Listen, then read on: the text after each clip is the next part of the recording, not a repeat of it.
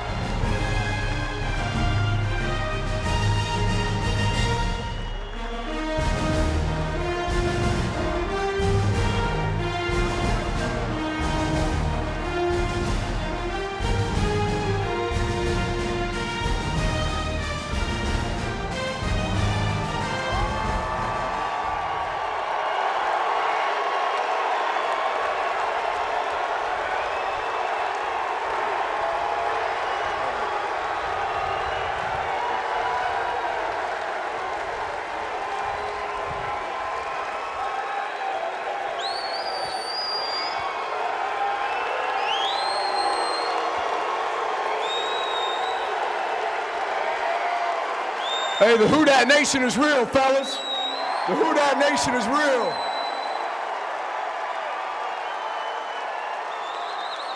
Thank you.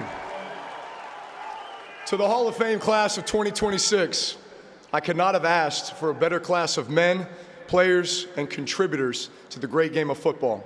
It is an absolute honor to join this elite fraternity with you, and we are now bonded for life. To all the Hall of Famers, you've inspired generations, you've passed it forward, and we will do the same.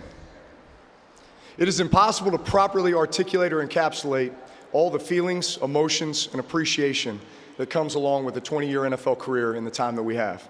But I will do my best to entertain and enlighten you with the stories, the places, and people who shaped my mindset, directed my trajectory, and defined my career. We may laugh, we may cry.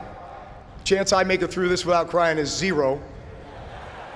But most of all, I hope we leave with a greater love, respect, and reverence for the virtues of this game. I've always relished the opportunity to play sports and be a part of the team. I came from a very athletic and competitive family. In fact, this story best sums up how important sports was to our family growing up. My uncle, Marty Akins, was an All-American quarterback at the University of Texas, running the wishbone offense with future Pro Football Hall of Famer Earl Campbell. When Marty was in elementary school, he was called into the principal's office with my grandfather, Ray Akins, who was a legendary high school football coach in the state of Texas. The principal went on to say that she had some concerns about what young Marty was being taught at home. Apparently in class that day, Marty had been asked to stand up and name the 4 seasons. Instead of saying summer, fall, winter, and spring, Marty instead said football, basketball, baseball, and track. I'd like to thank all of the members of my family for hardwiring this competitive desire and spirit into my system at a very early age. To my father, Chip, thank you that the answer to me whenever I would ask to play catch, to pitch to me, shoot hoops with me, or drop me off at the field was always yes. My mother, Mina Ruth Akins, was the most competitive person I've ever known. She passed away 17 years ago yesterday. So much of her lives inside of me, and I know how proud she would be of me, but even more so of her grandchildren. My brother Reed, whether we were catching crawfish in Shoal Creek, riding our bikes to the baseball card shop, or putting dents in our parents' garage, pitching to each other, you were the best brother I could ever ask for. And to my sister Audrey, I'm so proud of your accomplishments and the woman you've become. I don't take for granted that I got to play the most coveted position in all the sports. From as far back as I can remember, I wanted to play quarterback. I never saw the position as one of pressure, but rather one of great responsibility. Bill Parcells described it as the steady hand that steers the ship. Marty Schottenheimer would say, there is no position on the field whose performance has greater impact on those around him. Bill Walsh often emphasized that great quarterback play is about making the correct decisions repeatedly. The quarterback is the distributor of hope and confidence, a master of probability. the ultimate problem solver. I've always seen the game of football and the quarterback position as a true art form, like a song or a dance. The key to the art form was controlling the rhythm of the game. Everything had a rhythm, from the articulation of the play in the huddle, to the pre-snap cues and communication, to the cadence and the snap of the ball, to your feet dropping back, the timing and flow of your hitch or your gather, to the 0.3 seconds between your front foot hitting the ground that set off a combustion of energy from the ground force all the way from your toes to your fingertips, as it translates power to the pronation and the spin of the ball as it releases into the atmosphere. That feeling is what I live for. I wish I could say we're stress-free. Quite the contrary. The amount of headspace this occupied in a given week was all-consuming. How can I visualize every eventuality, every possible scenario? What if the defense does this? What if it does that? What if they decide to take this player away? What if they bring that exotic pressure in that crucial situation, Luke Kuechly? But I love the chess match. It was a complex puzzle to solve. Each drive represented a section of that puzzle. If you failed with one, you could log away that information and come back to it later with a different perspective or a different confidence. And to solve it was euphoric. Because through the process, you saw something take place. You saw a masterpiece come together, with every teammate and position playing an integral role in the final outcome. And that feeling began in high school. To this day, one of the proudest accomplishments of my career was winning a Texas 5A state championship for Westlake High School in Austin, Texas. Youth sports, and especially high school football, should always be about character and leadership development, teamwork and positive affiliation. May we never forget that.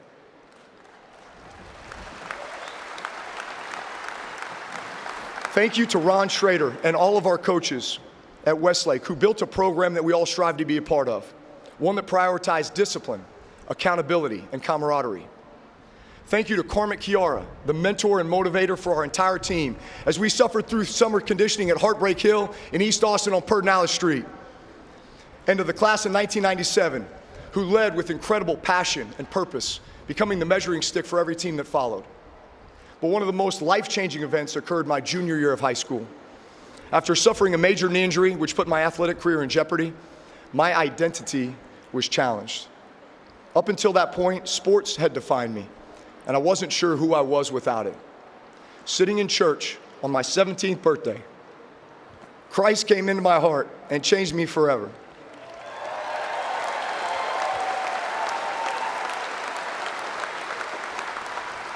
I felt protected, connected, and directed towards the path that God had for me. He would equip me for the journey, which led me to places I never could have expected. Thank you to Pastor Sean Mitchell, Miles McPherson, Rob Wilton, and Troy Martin for your Christian mentorship in my life.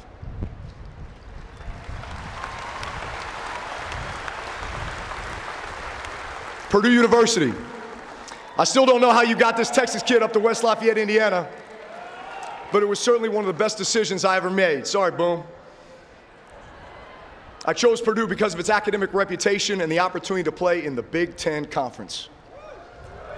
Little did I know I would leave 4 years later with one of the most respected degrees in the country, a Big Ten championship, the love of my life, and an opportunity to live out my childhood dream, being a professional athlete. It is an absolute honor to join Purdue greats Bob Griese, Lynn Dawson, Rod Woodson, and legendary coach Hank Stram as Boilermakers in the Pro Football Hall of Fame.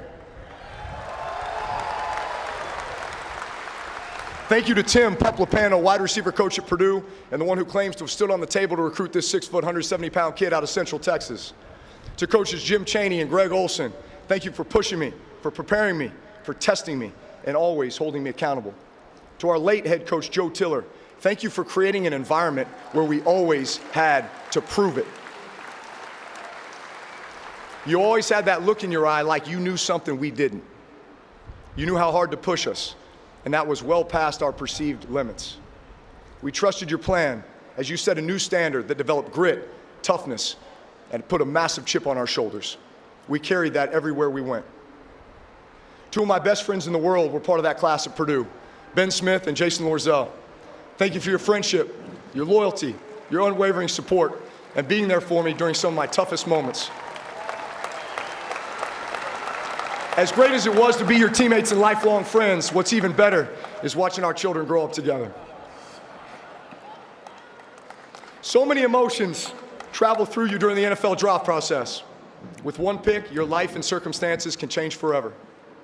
You just hope that you end up in the right place at the right time, with the right team, with the right coach, in the right system. Thank you to the Spanos family, General Manager John Butler, and Coach Norv Turner, who had everything to do with drafting me to the San Diego Chargers in the second round of the 2001 NFL Draft. This was exactly where I was supposed to be. And what made it even sweeter, I was joining the guy they drafted in the first round, Hall of Famer, one of the greatest running backs in history, LaDainian Tomlinson.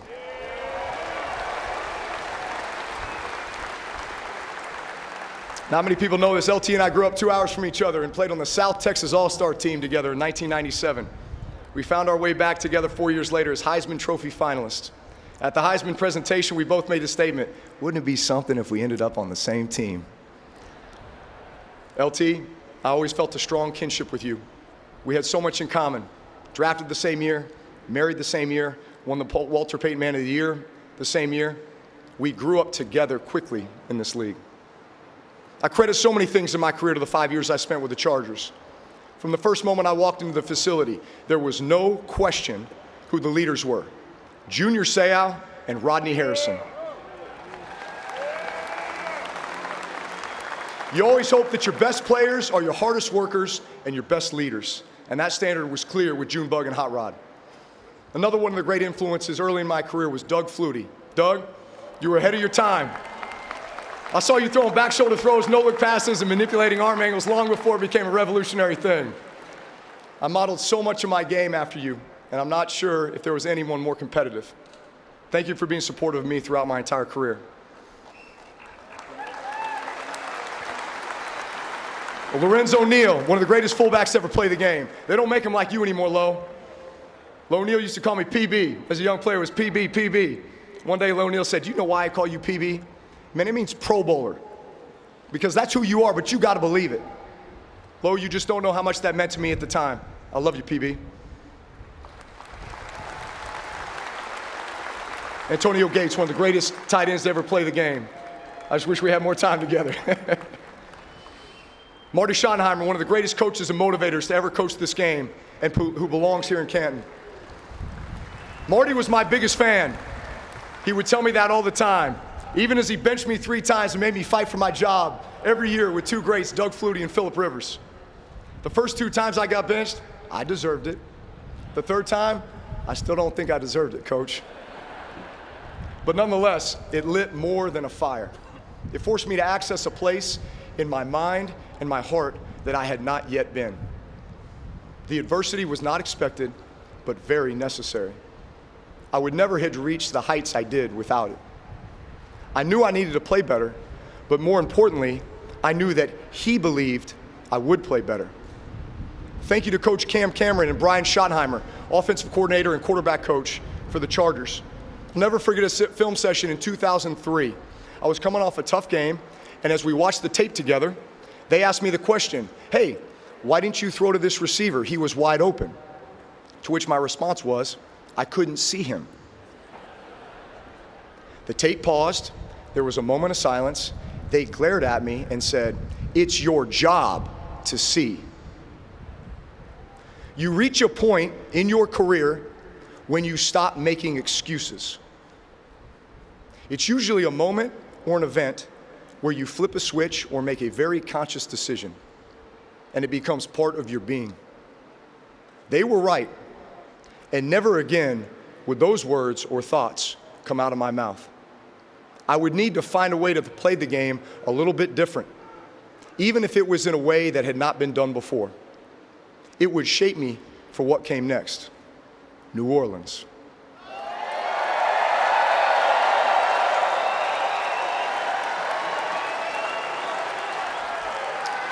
When we bought our home in the heart of uptown New Orleans, Brittany and I could not have been more excited and scared to embark on this new journey and chapter in our lives.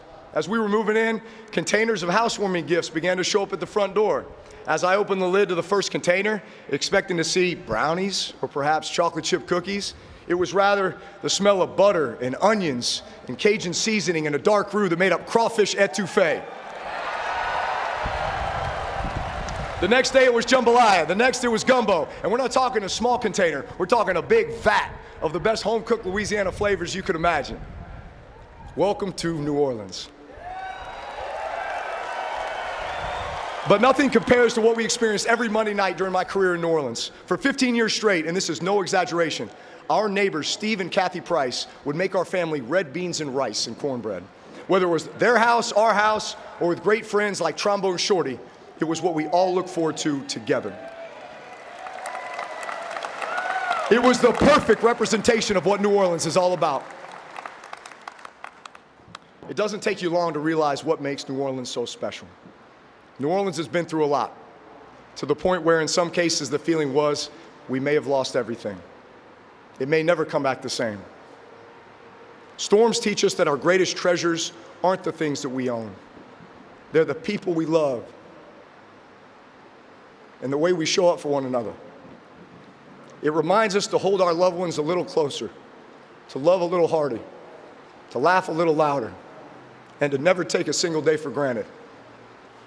Sometimes it takes losing what can be replaced to truly appreciate the things that can't. New Orleans, you accepted me, you embraced me, you believed in me, but more importantly, you trusted me with the soul of the city, and I would have died to protect that calling.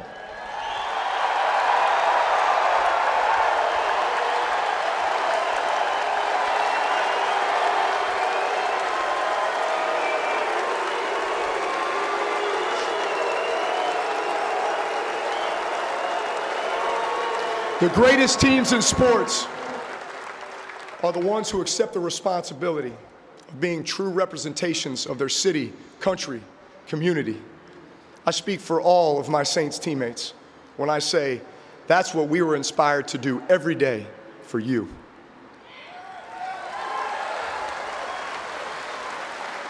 If you love New Orleans, it'll love you back.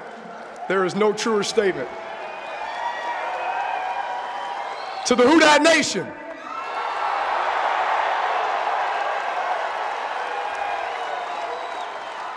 There are a few events in your life where you remember exactly where you were when it occurred. For Saints fans, it is the Steve Gleason block punt on Monday Night Football, reopening the Dome September 25th, 2006, and when the Saints won Super Bowl 44. It was your spirit that allowed us to be special, to smell greatness, and to finish strong. To Tom and Gail Benson, I will always appreciate Mr. Tom Benson's grandfatherly advice when he would call me into his office, slide the Wall Street Journal or the New York Times in front of me with excerpts highlighted for me to read. He wanted to make sure I didn't lose sight of the important things happening in the world and in our community, even as we prepared to beat our next opponent. And I'll always appreciate Miss Gail Benson's grace, calm demeanor, and thoughtfulness, as she would routinely deliver handwritten notes to her players expressing gratitude for their community work and congratulations on their personal accomplishments. Joe Lombardi, my quarterback coach for more than a decade, I respect you so much as a man, the values you hold dear, and for always being a calming presence and a voice of reason. Pete Carmichael, I was with Pete for 19 of my 20 years in the NFL. 4 with the Chargers and 15 with the Saints, mostly as our offensive coordinator. I'm not sure anyone dedicated themselves to the job more than you, Pete. I'm not sure anyone put more time or thought into preparing our teams than me. I'm so grateful for the years we spent together and the incredible moments that we shared. To Sean Payton,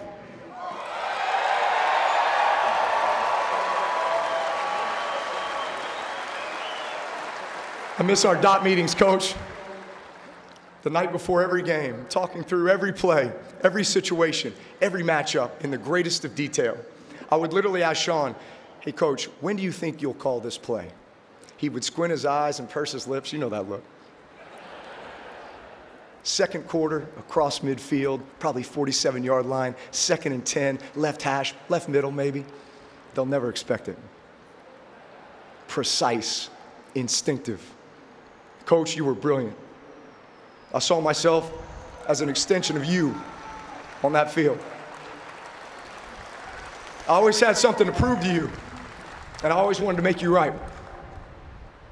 And I know you trusted me, and that allowed us both to be great.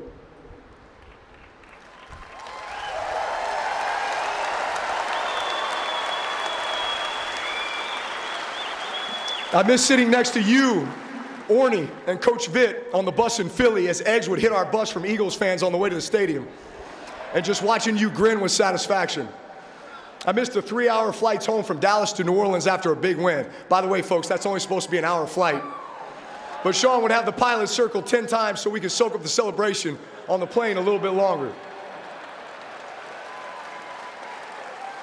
You never missed an opportunity to enjoy the moment. You always had a plan and a vision for every player you coached. I'm not sure if this is how you envision my journey or how big a role that you would play in it, but I love you for it. Thank you.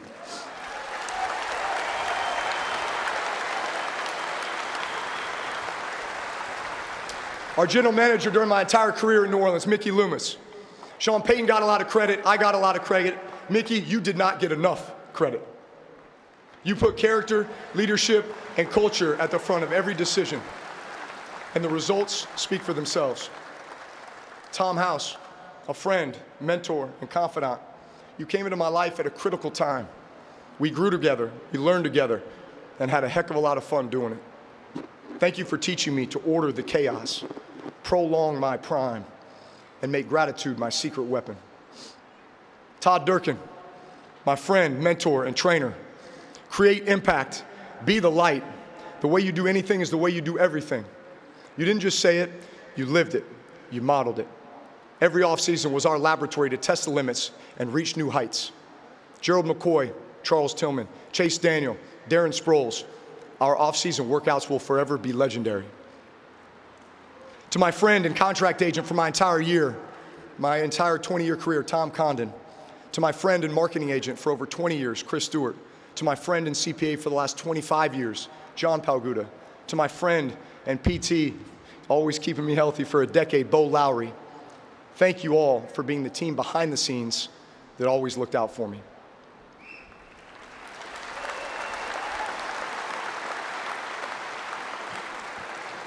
To my kids, Balin, Bowen, Callan, and Rylan, you are our greatest joy, greatest accomplishment, and greatest responsibility. At times during my career, you were my training partners. Other times, you were my caretakers. You helped me study film. You even helped me brave the cold tub. But most importantly, you always helped me to remember to have fun. I played longer than I ever imagined, in many ways, because you continued to ignite my love and passion for the game as I saw it through your eyes. You are forever my greatest inspiration.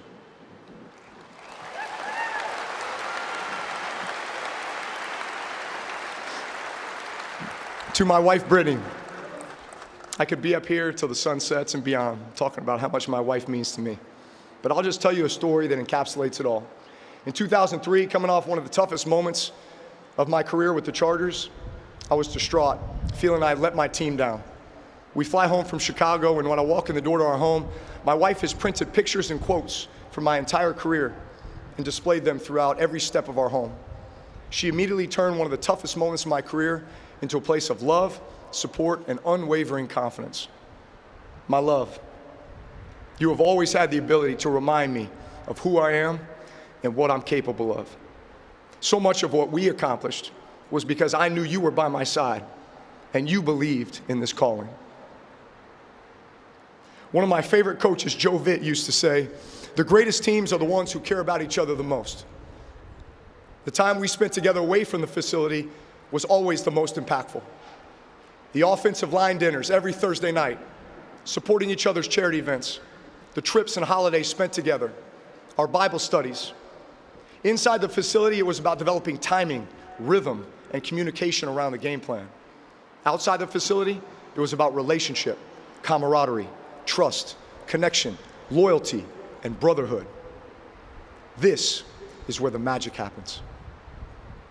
Through life in the locker room, my Saints teammates became family to me and powerful influences on our children.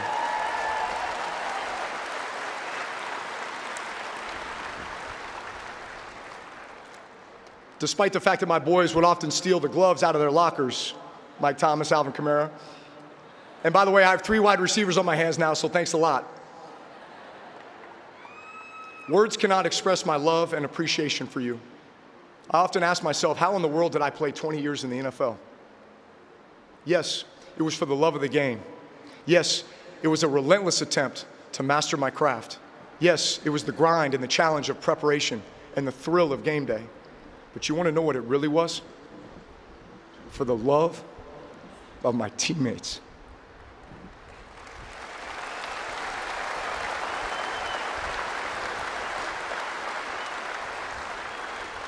I would wake up every day with a burning desire to commit, sacrifice, and command in a way that would give them everything that they deserved.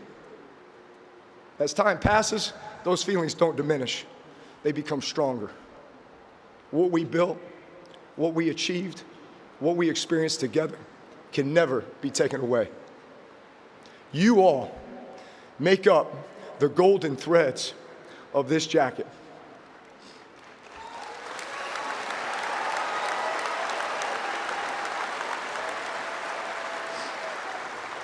It represents the history of this game, the great men who pioneered its existence, but most importantly, it represents you. God bless you, and who dat?